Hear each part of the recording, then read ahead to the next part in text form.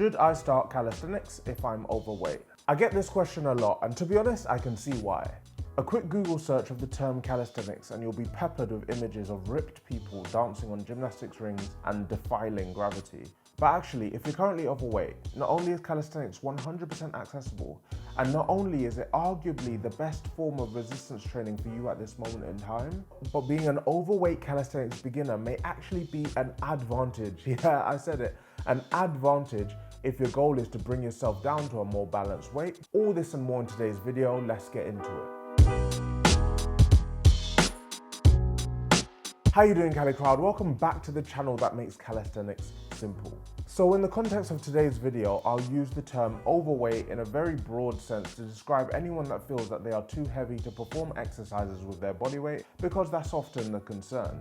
Whether we have too much body fat to do dips or my legs are too muscly to do pull-ups, I used that excuse a lot for a long while. That feeling of heaviness can put us off exploring how we can move our own bodies through space. And on the face of it, it makes sense. After all, it should be easier to do a push-up if you're on the lighter end of the scale than on the heavier end. And so you're probably asking, how on earth can being overweight be an advantage, particularly when you're starting out with this? Well, all things being equal, a person who weighs 100 kilograms will have an easier time displacing a 60 kilo weight than somebody who weighs 70 kilograms. But if both of these people perform a pull-up, far more effort, aka energy, aka calories, will be used by the heavier person.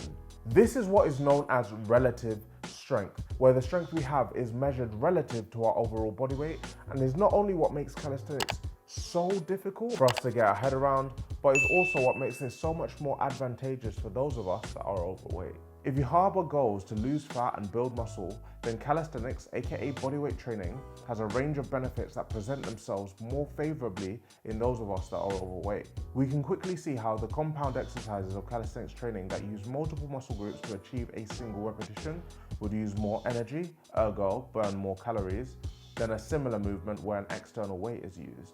An argument can be made for weights being better for isolation exercises and targeting particularly key areas of weakness, and this is true. But against the backdrop of somebody who has never ever trained their triceps before, there really is little value in spending a lot of time looking to isolate the long head of the triceps specifically.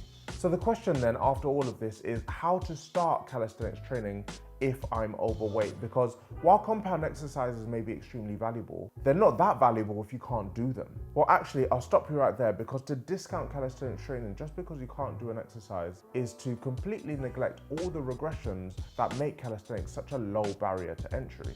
Bodyweight training is only as challenging to start as our imagination allows it to be. Can't do pull-ups? Allow your feet to assist you. Can't do push-ups? Create an incline against something and reduce that incline as you progress. The great thing about many of these bodyweight exercises is that you can do them anywhere, thus reducing the excuse that you have for not training. Moreover, you'll literally find yourself working muscles you never knew you had, while developing total body awareness as you do so. You won't have to worry about whether or not your physique is balanced, because you'll be training all parts of your body in conjunction with each other.